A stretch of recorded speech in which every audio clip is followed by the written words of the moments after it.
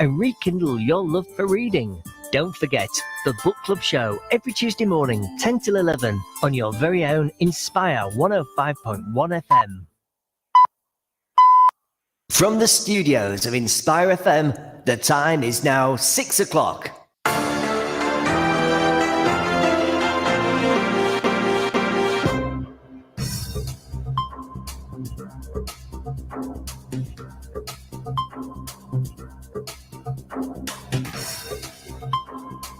Assalamu alaikum wa rahmatullahi wa barakatuh. Welcome to Friday Night Live with me, Hafiz Sha'ban, this Friday evening. It is Friday 19th of May 2023, corresponding to what I believe is the 28th of Shawwal 1444. As usual, we are broadcasting live to Luton on 105.1 FM. And we're also broadcasting live across the UK with our national partners stations. So assalamu alaikum to all our partner stations.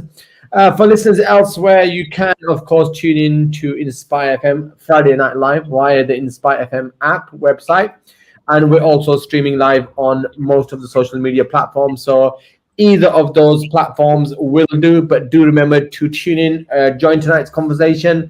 Do remember to like us on any of the social media platforms that you may happen to be joining us on. And join tonight's conversation 01582 481 822. Now, if you can't join tonight's conversation, you can drop me an SMS or a WhatsApp message on 07779 481 822. 07779 481 822. So that's the number to drop me an SMS or a WhatsApp message, inshallah. Right, tonight we've got a brilliant show. We always have a brilliant show lined up for you every Friday evening. What better way to finish off your week than with Friday Night Live? Right, I'm being a bit dramatic there, but there you go, inshallah. Right, what are we discussing tonight? Well, the producers have lined up a fantastic series of guests tonight. We are firstly discussing the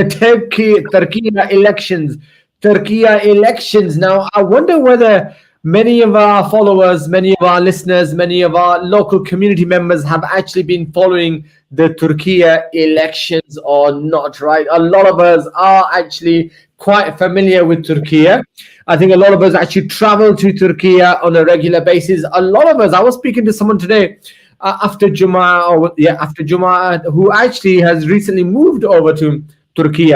So a lot of us are actually traveling, familiar, even choosing to live out in Turkey, and a lot of us are Erdogan fans, maybe Ertuğrul fans, even maybe Osman fans, and maybe even remember the Osmani Khilafah that obviously was led from the Turkey base, right? So a lot of us are familiar with Turkey, but I wonder how many of us have actually followed the events over the last couple of weeks in terms of the elections. We are going to be discussing with Sheikh Haytham Al-Haddad, who's taken a very strong position when it comes to the Turkey election, and we'll be discussing that shortly with Sheikh Haytham.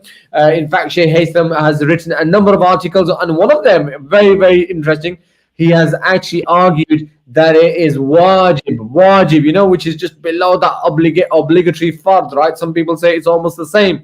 Wajib to support Erdogan. So we're going to be speaking to Sheikh Haytham, and we're going to be asking him why he actually considers it wajib to support Erdogan. And then we're also going to be asking him with regards to his thoughts on the second round of elections that are obviously coming up on the 28th of May, right?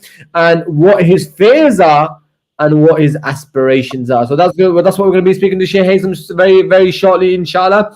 Producers has already told me that he has joined. Okay, so we're going to be going to him shortly. And then we're also going to be speaking to the executive chairman of the Luton Turkish Community Association. And later on, after about 15 minutes, inshallah, Atilla Ustun. Please see if you can help me get that pronunciation right. I don't want to get the name wrong, inshallah. We're going to be speaking to the Turkish community also locally and getting their perspective on the elections and where we stand currently. Now, just a quick recap before we go to Sheikh Haytham, right? So the Turkish election results for 14/44/2023 and what is likely to come. This weekend's parliamentary presidential vote in the Turkish Republic has arguably been one of the tightest in the past 2 decades. Sunday's election, it saw the incumbent leader, President Recep Tayyip Erdogan, 20 plus years in office under threat. The huge opposition coalition of 6 political parties are seem to be uniting with the sole aim of ending Erdogan's overwhelming rule over the last 20 years, right? So far, what do we know? We know that Erdogan has a sizable lead with 49.4%, and we know that the opposition got 2.5 million votes less. We know that none of the candidates has got the overall majority that is needed to form parliament. Therefore, we know that they have to go to a second round of elections, which is expected to take place on Sunday, 28th of May. Now, there's a lot of, as you can imagine, a lot of politicking happening, a lot of people that are arguing for and against. It looks like a lot of the opposition parties are coming together to form a coalition against Erdogan, right? And that's where we're poised at the moment. CHP seeks first electoral win in 46 years. Wow, 46 years. Whereas the Justice and Development Party, the AK party that is known as, has been hugely successful, we know, in electoral races since its formation in August 2001. Now, it's the only political party to have ever won 6 consecutive general elections. That's massive. 6 consecutive general elections, time and time again, right?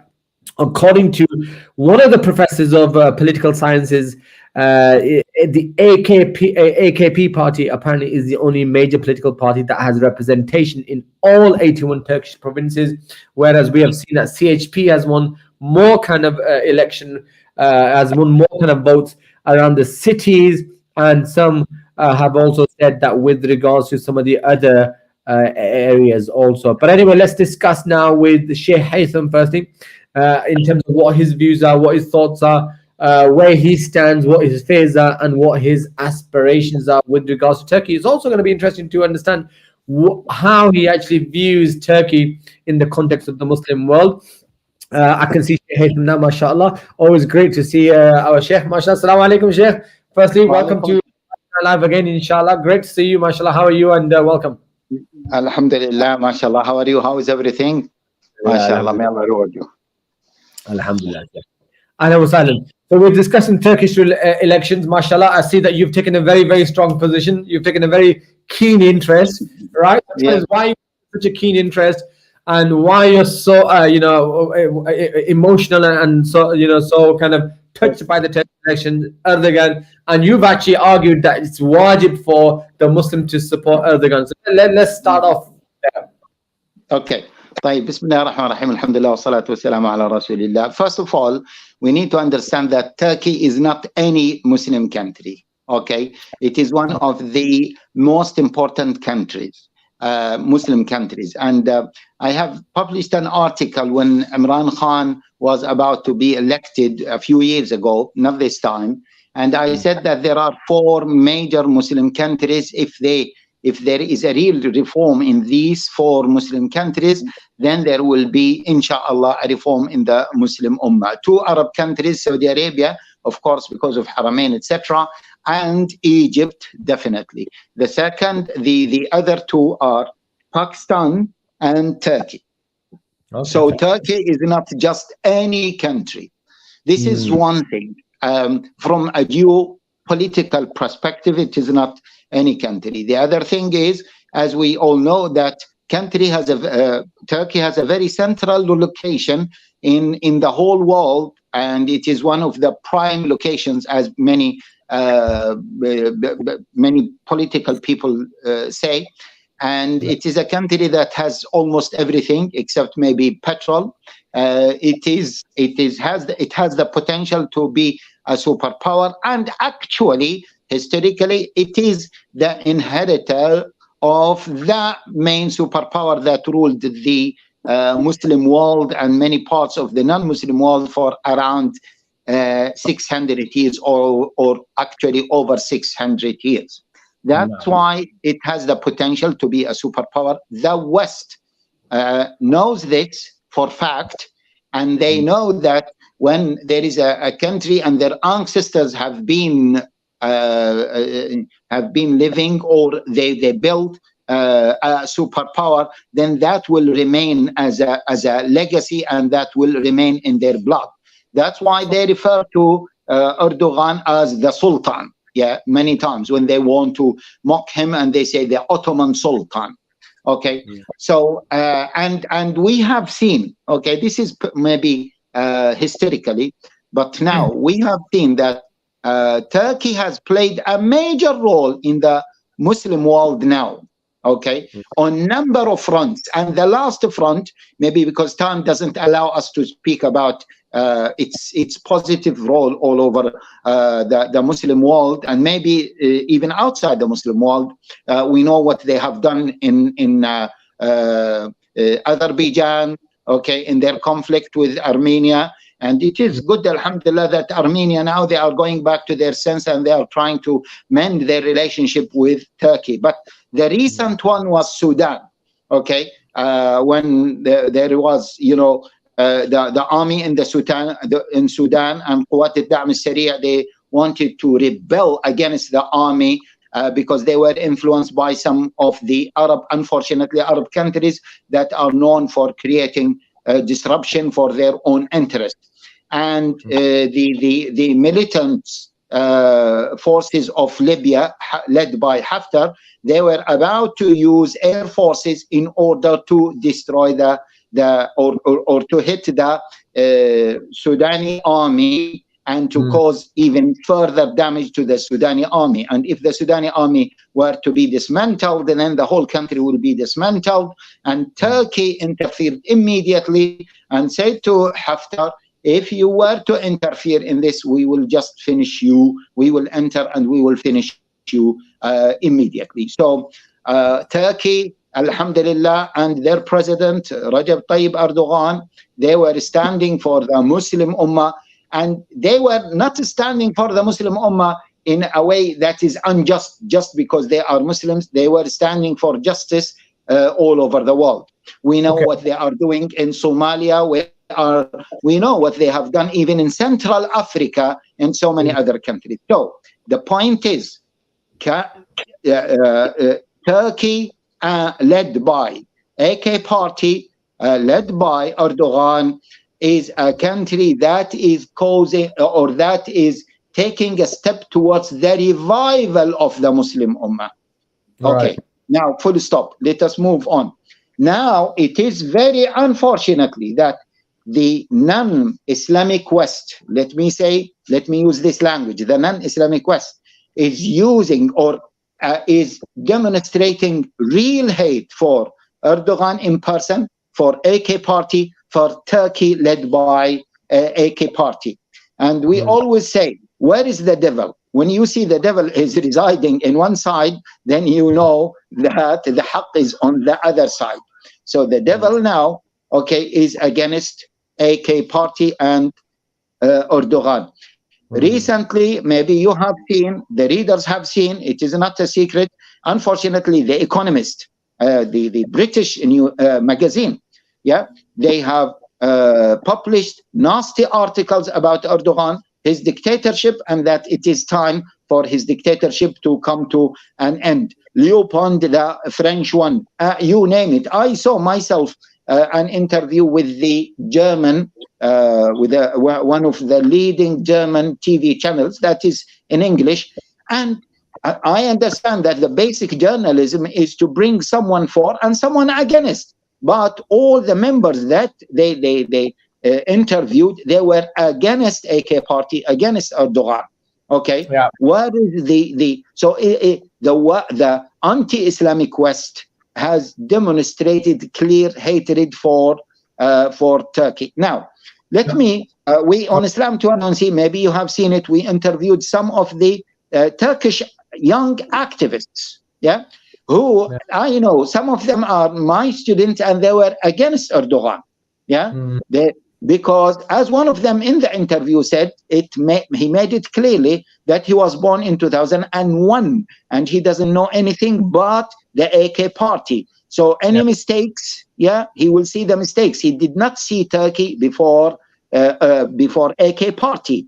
And as a result of this, they see the negative part of AK party. Yeah.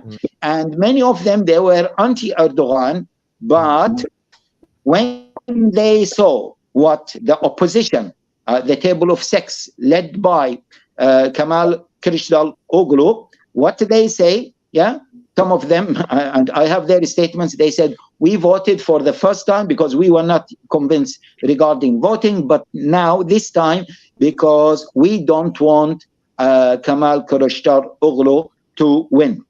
Now, okay, apart from this, yeah, I was saying that the West, some researchers have maybe quoted around 60 magazines talking negatively about Erdogan in the last 6 months and about this election.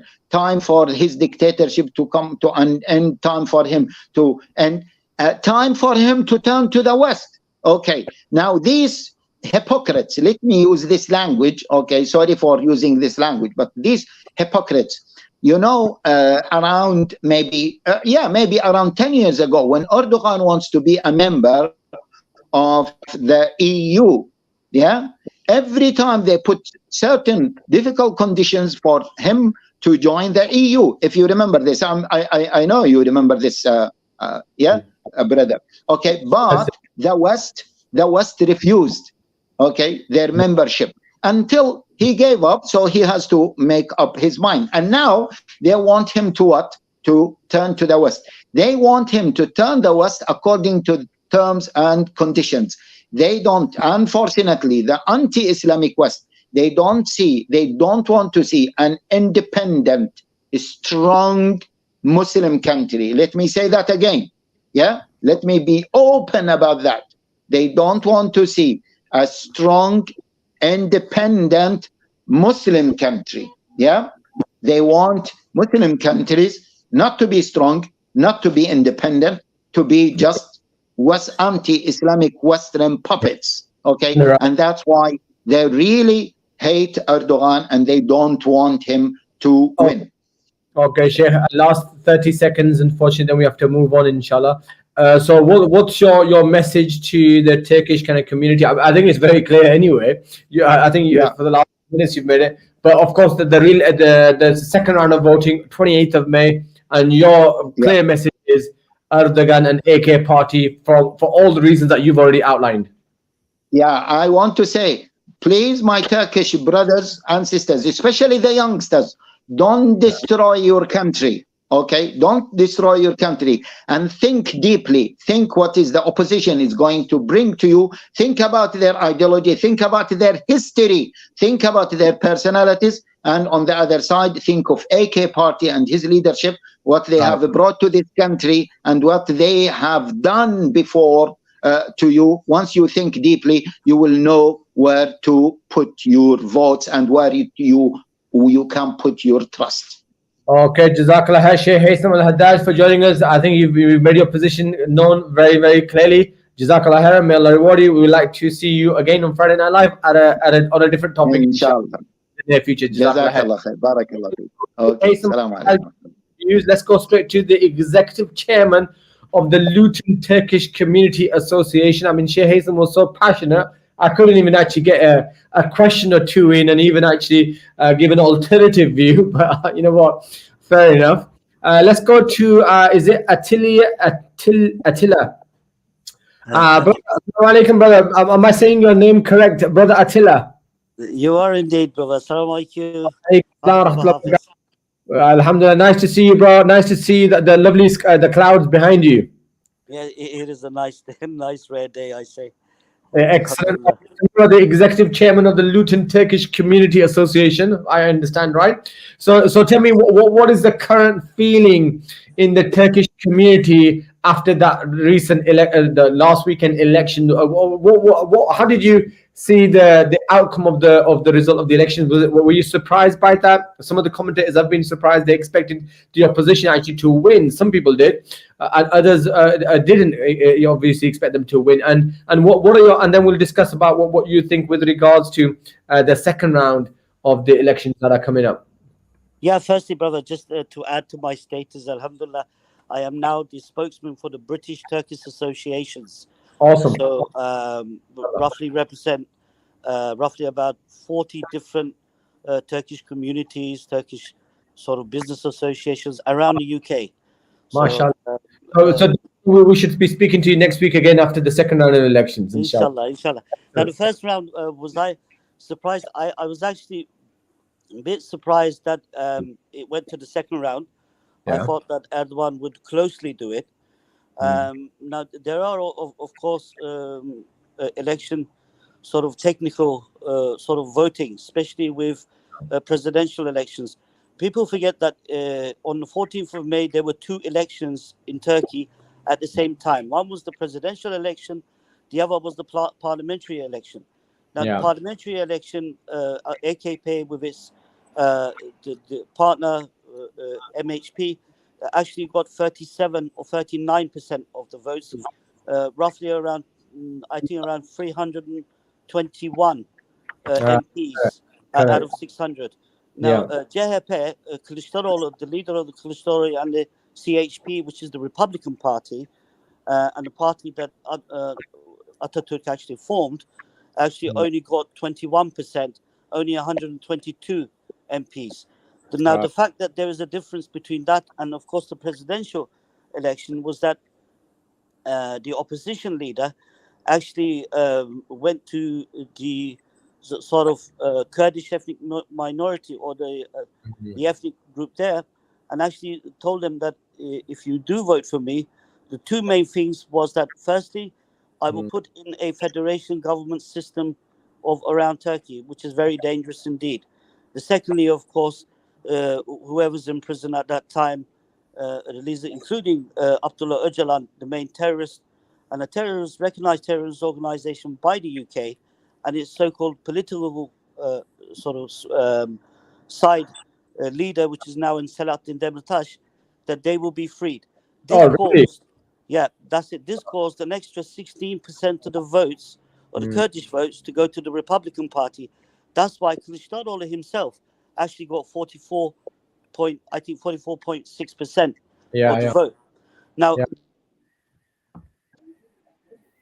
sorry, but brother Attila, there is that third component. right.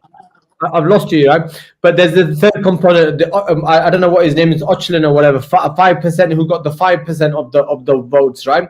But okay, so let's look forward to what happens next. Now, of course, you got 28th of May, second round of the presidential elections. I mean, some commentators, obviously not surprisingly, are putting Erdogan as a favorite to actually win that second round. But now the problem that you've got is that the opposition seem to all be coming together in terms of a coalition against Erdogan. Is Erdogan going to be able to muster up some support and able to get that 5% or that 2-3% that he needs to cross the line?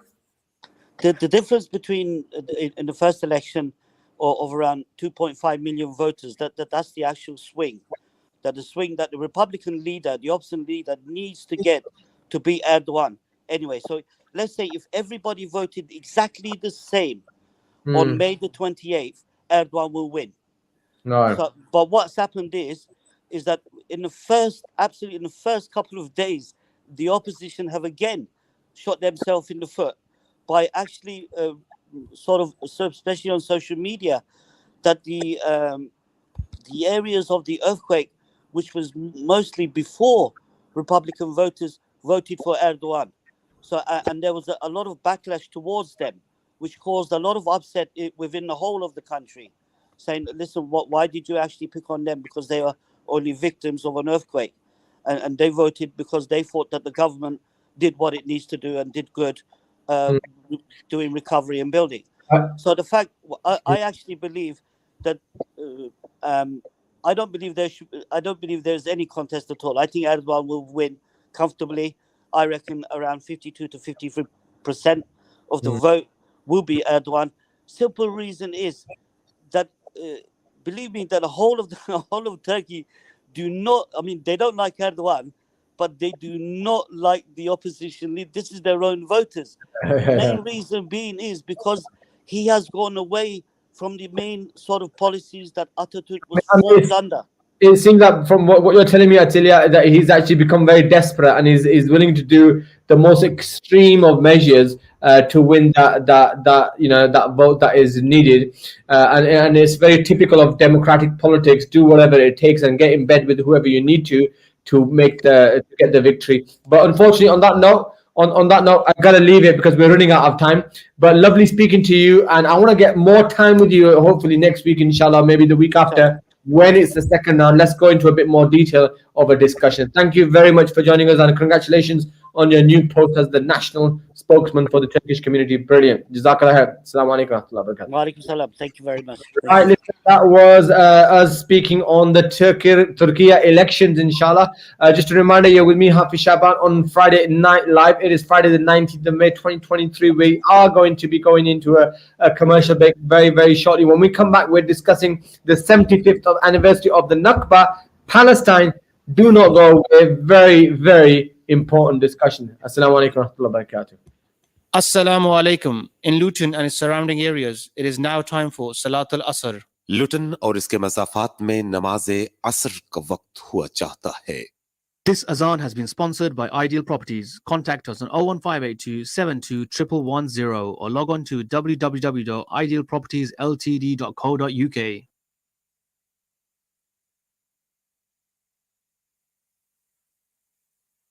Allahu Akbar, Allahu Akbar, Allahu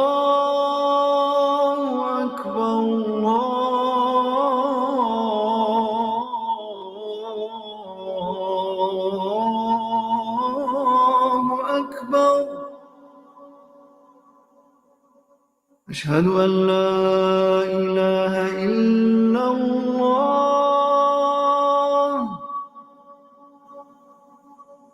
أشهد أن لا إله إلا الله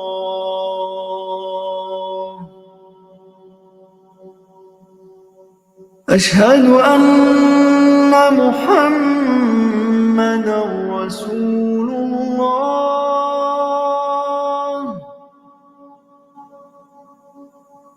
أشهد أن محمدًا رسول الله حي على الصلاة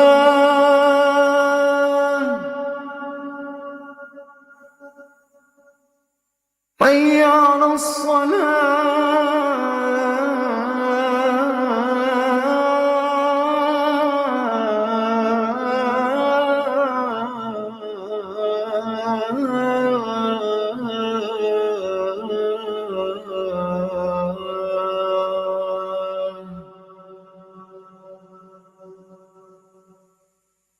حي على الفلاح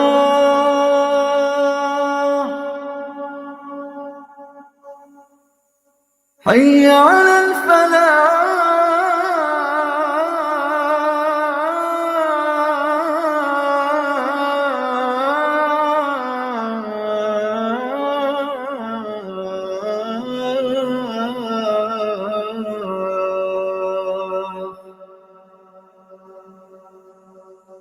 الله أكبر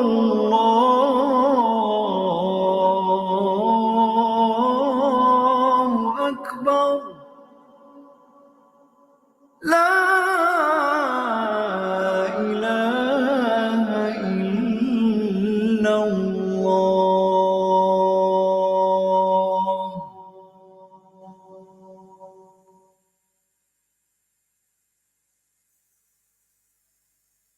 اللهم رب هذه الدعوة التامة والصلاة القائمة آت محمدا الوسيلة والفضيلة وابعثه المقاما محمودا الذي وعدته إنك لا تخلف الميعاد.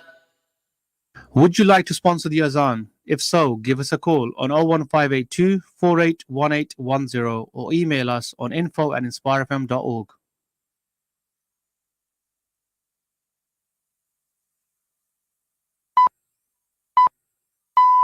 From the studios of Inspire FM, the time is now 6:30.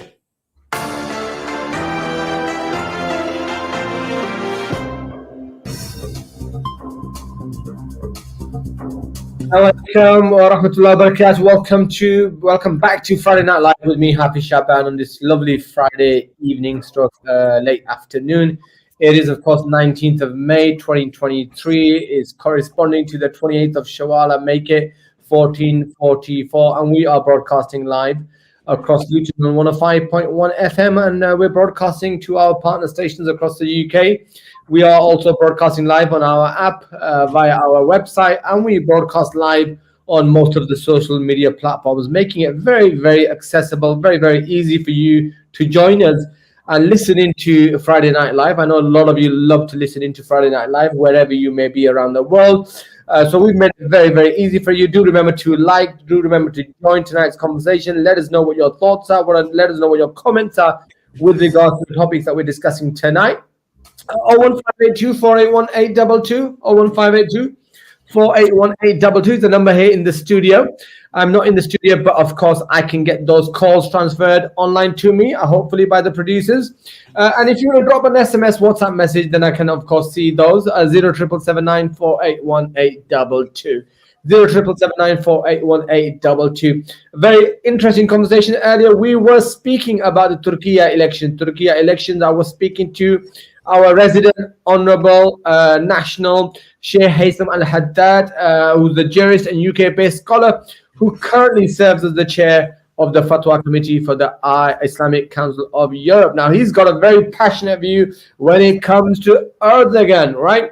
And then we were also speaking to Attila Ustun, who's the executive chairman of the Luton Turkish Community Association. And he just told me he's recently been promoted too as a spokesman of the Turkish community nationally, which is great to know. Let's add that to his information for next time, and we will probably be catching up with him towards the late end of May, early June, when the second round of presidential elections takes place in Turkey. If you've got a view on the Turkey elections, Turkey generally, especially during the rule of the AK party, then do share it with me. 01582 481822 07779 But enough said about Turkey. Let's move on to another place that is very, very close to the hearts of millions and millions and millions around the world, if not billions. Is very, very close to the hearts of thousands and thousands and millions of people within the UK, Muslim and non-Muslim, and it's of course a topic of interest to a lot of us, and we're always following the events with regards to Palestine and Palestine. And of course, it's also been in the news again this Ramadan, post-Ramadan, and we've seen the continuous, onslaught of the Zionist forces and their attacks against the Palestinians over the last few days and also the weeks. But that's not what the attention of the discussion tonight is. We are discussing the 75th anniversary of the Nakba. Okay, the 75th anniversary of the Nakba, and of course, when we're discussing the current plight of the Palestinian people, when we're talking about the events of Ramadan and how the Zionist forces, intruded and attacked, Masjid al-Aqsa, then all of that needs to be discussed in the context of the Nakba, because Nakba is the key event that made it all a reality. Now, I think a lot of us don't. When I talk about the Nakba or the Nakba, a lot of us don't actually know about it, or we don't know about this term, and I think it deserves some attention, and it deserves for us to become more and more aware of it, so that when we discuss the Palestinian issue, when we discuss Palestine, we also remember this term. Now, what's very interesting, we're going to be discussing this with a few Palestinian representatives and members of our community, inshallah, very, very shortly, is that, of course, the Nakba itself, it actually refers to the origin, to the mass expulsion of the Palestinian Arabs right at the beginning in 1948. And it wasn't just an expulsion, it was absolutely villages being erased to their ground, right? It literally erased to their ground, refugees in their hundreds of thousands, up to 1 million that we're talking about. And we're talking about, the Palestinians not only suffering in 1948, but of course that suffering, the separation of families, the continuous confiscations of lands, settlements, choking the Palestinians, it continues right up to this day. Now, what is interesting, I didn't know this, right, but I did a bit of research, is that it's actually illegal. It's actually illegal. Yeah, they talk about freedom of expression and freedom, and they talk about democracy, but an Israeli bill has as this was established, actually it makes the Nakba, a celebration of the commemoration of the Nakba Day, as a criminal offense subject to 1 year imprisonment. Right, I didn't know that. Did you know that? And in fact, a few days ago only, the United States and Western nations, including the United Kingdom, that is actually the responsible for the British mandate that it had over Palestine and for the creation of the Zionist state, and Germany on Monday. So Germany, United Kingdom, the United States, and a lot of other Western nations, they actually skipped an event at the United Nations marking the 75th anniversary of the dispossession of Palestinians, after disposition of the Palestinians after Israel called for a boycott. The event, the first of its kind, to be held in the United Nations. So that's a big step for the United Nations, the institution that was the cause of the misery of the Palestinian people. Nevertheless, it looks like it's taken some baby steps in the right direction. It organized an event commemorating the Nakba, or the catastrophe, right? And then what we found is that the Western nations all walked out and all boycotted it, right? The US, the UK were among 30 countries that voted against a UN General Assembly resolution in December to adopt this year's commemoration. That's enough of me talking. Let's go and speak to some experts on the Palestinian issue, better than I am. We've got Shukri Uthman, who's a British citizen of Palestinian origin. In 2018, he worked for 2 years setting up the first cardiac center in a charity hospital in the Palestinian of Bethlehem, and he also serves as a secretary for the Palestinian Medical Association. Alhamdulillah, good to have Sheikh Shukri Uthman. He's also, I think he's based local here in Luton, but we can confirm that shortly. And we've also got Tariq Hamis. Tariq Hamis, obviously no stranger to Friday Night Live. Great to have Tariq Hamis back. He's the treasurer, acting secretary of Luton Palestine Solidarity Campaign. I can see both gentlemen live, eager to talk. So let's go straight over to the gentleman first, right? So I always try to start from my right. That means I need to speak to Tariq first. Tariq, welcome back. Right. Oh, thank you. Thank you for inviting me. Great to have you back. Good to see you again. Good to speak to you as usual. I always hope that one day we're going to speak about something positive, but unfortunately, at the moment, when it comes to Palestine, there's not much positive that we can speak about. and as I was saying earlier, a lot of us really don't appreciate this concept of the Nakba, right? And why it's so important that to always remember the origin. Today we can discuss what's happening in the current context, but without putting a context around it, a framework around it, we will always miss the point, right? Because you can talk about the conflict, or the Palestinians have done this, or they've done that, but what's the origin of all of this crisis in the first place? Put a bit of context for our listeners who are perhaps not familiar with this term Nakba. Okay, the term Nakba means catastrophe, as you said. Yeah.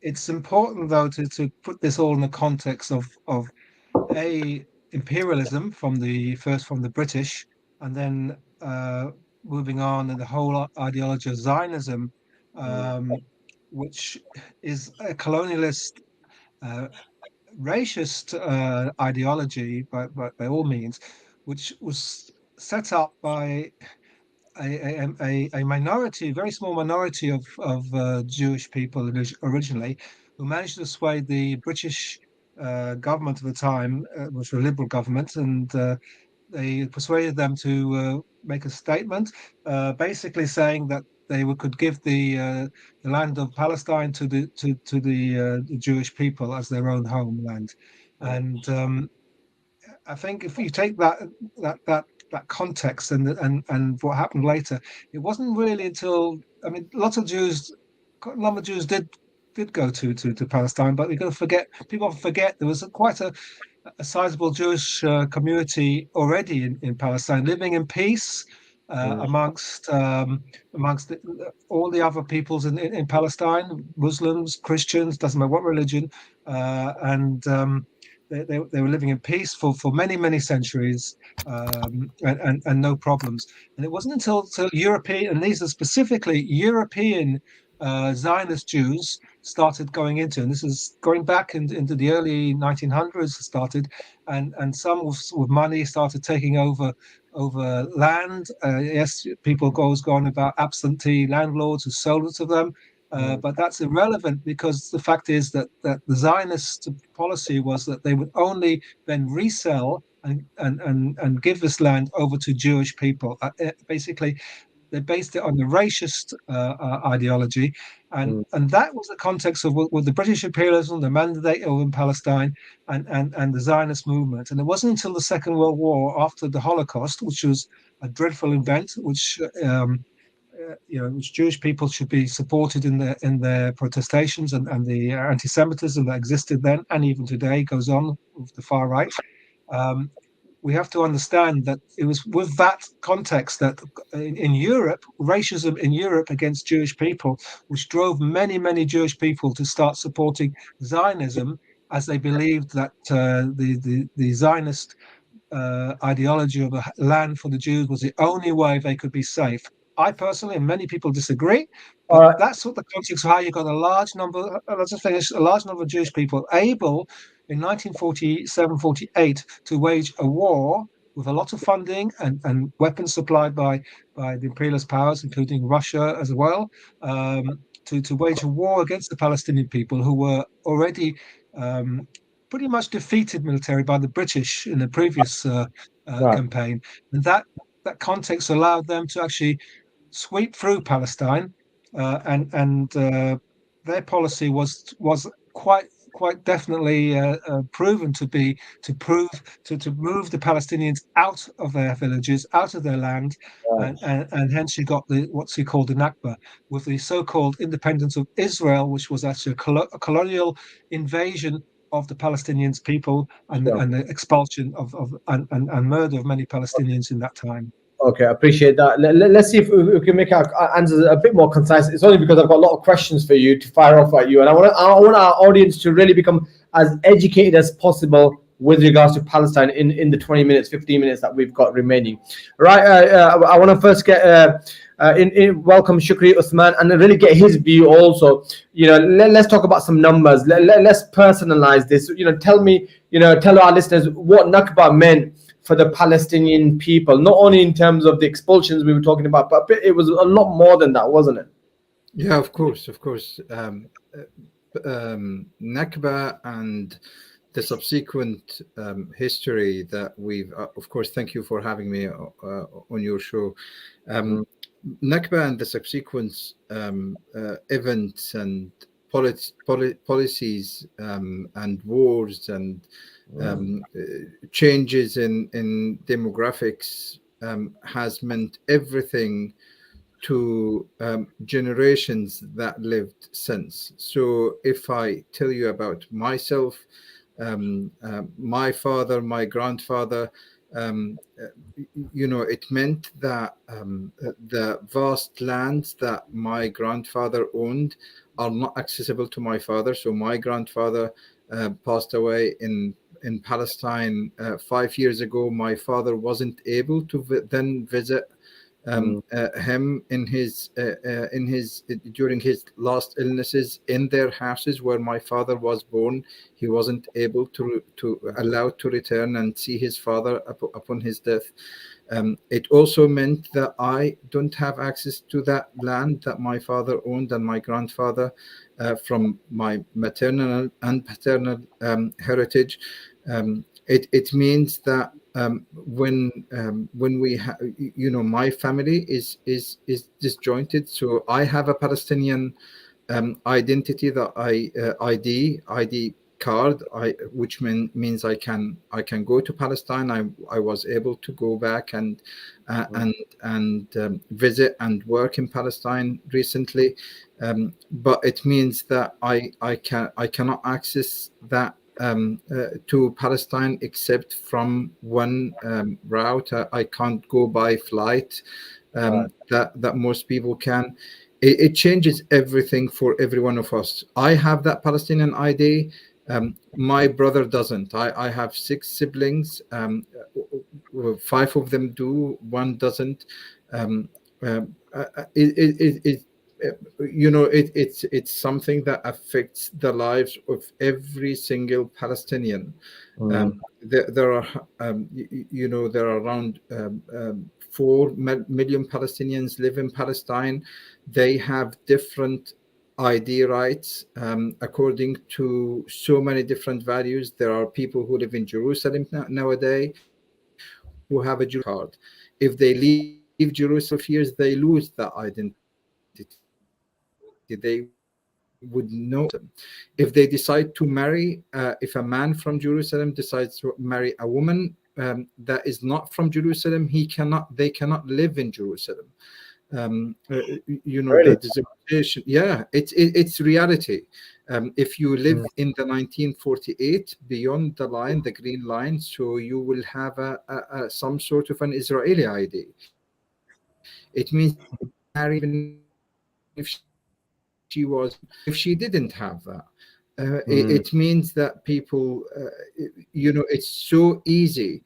The Israelis have implemented policies that are so easy for Palestinians to lose their ID. We've just heard one of our Jerusalem citizens who lost his ID because he was an advocate for Palestinian rights, and he was expelled from Palestine, where he to France just months ago.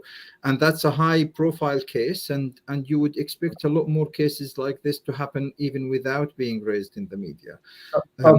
Especially with this extreme right government that got in the last year or two. But this has been escalated since Netanyahu came to power, then since Trump came to power. We've seen this escalating every single day for the last No, I appreciate that. Shukriya, Uthman. I appreciate that opening. Both gentlemen, really appreciate your passion and your thoughts. Obviously, you've got so much to say and so much to cover. And here's me trying to interrupt with a question or not. But in essence, what I'm hearing from you is that the Nakba, whilst it started in 1948, it continues to this very day. Every day is a Nakba for Palestinian and the Palestinian people, right? And some of the basic things that we take as granted. I mean, if I go back to Pakistan, I mean, whilst you were talking to me, you talk about the your parents, you talk about your parental or your maternal land and homes and heritage and inheritance, all of that. I can go freely, right? And it gets passed on from generation to generation. Whereas for the people of Palestine, imagine I want to talk out to my listeners, your land, your rights, your property, everything that you own being stripped away, taken away from you, and you've in essence, I've got nothing, and you can't do anything about it. And then here you have us talking about the Nakba, and as I was referring to earlier, an event in the United Nations, and you got the likes of the United States and Western nations, United Kingdom, just walking out and just almost ignoring it as if it doesn't exist. And that's one of my questions to you gentlemen, is that when we talk about Ukraine now, everyone wants to talk about Ukraine. right? Everyone, he's in Saudi Arabia with the Saudi leaders. He's addressing the Arab League. He's going to Japan. He's in the UK. Everyone wants to talk about Ukraine, and everyone says unanimously, what happened is wrong in terms of one nation invading another nation. But why do they want to turn a blind eye when it comes to, and they just want to cover their eyes, close their ears when it comes to the Palestinian story? Palestinian story, and then the Nakba. They dramatized that, didn't they, with the Netflix series or that movie, which I still haven't seen. But there was a huge amount of opposition and outcry with regards to that. Well, why do you think they're so successful in being able to create that? Because as soon as you discuss Palestine, and immediately it's anti-Semitism, and it's all of those kind of that kind of angle that they want to take, and they want to ignore the injustice that actually has happened to the Palestinian people. Why do you think that is, Tariq? Well, I mean, I think that the first thing to understand is the imperialism nature of what is the role of Israel for the West, mainly for the Americans, for the British, for the Germans, EU, and that is basically to control, which is a major source of oil and other riches in the Middle East, and control the Middle East. And so Israel is seen as today as the policeman of the Middle East, to make sure people do their bidding. When Israel is not able to do it, you've seen the Iraq War, you've seen the interventions of the West with illegal wars in Iraq, and of course it's while it's wrong for the Russians, very much wrong for the Russians to invade Ukraine, as you said, but similarly it has to be also wrong for Israel, for the Zionists to invade Palestine, whether that's just the West Bank or the whole of Palestine, as far as I'm concerned, and certainly wrong for the Americans and British to invade Iraq. But you've got this contradictions inside the imperial society, where what they only driven one thing is what is in their own interest, and they don't really care about morality. They don't care about what's really correct or right. They only care about their own domination in the world. So I mean, this is what drives it. So I mean, what we see today as well in Israel. I mean, we've got very far right government today. Some people quite rightly, because some people in there are fascist, which is a tragedy. Considering what happened in Germany, but you now have fascists in the Israeli government. But the governments before Netanyahu were not really a lot better. The Nakba and everything that happened before happened with so-called social democratic parties in charge of the Zionist Israeli state. It's the ideology central to this, and it's that ideology has given a natural drive in history towards where we are today and where it's going to go towards. I believe the real danger is a complete expulsion of all of my family who are inside Israel. A lot of my family is still in there on the other side of the Green Line. They're very scared of being expelled. I think that is a possibility. But also is a genocide, because they want to take over the whole of West Bank. Eventually, they'll probably want to drive the Palestinians, if they can, out of Gaza, and I think that could be a genocidal event.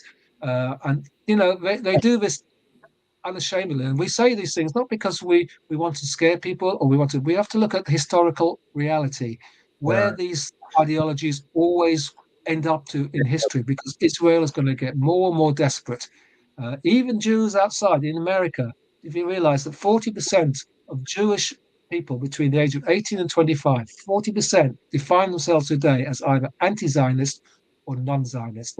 And that is a big worry for the whole Zionist movement. And you can see where the desperation is going to start happening, and they're going to get more extreme and more extreme. And we have to fight it. We're about to run out of time. I just want to bring in Shukri Osman very, very quickly. Last 2 minutes for your quick comments with regards to the racism, with regards to the apartheid of the Zionist state. I think that's becoming a well-recognized fact globally, and it is a sense of desperation, as Tariq is saying.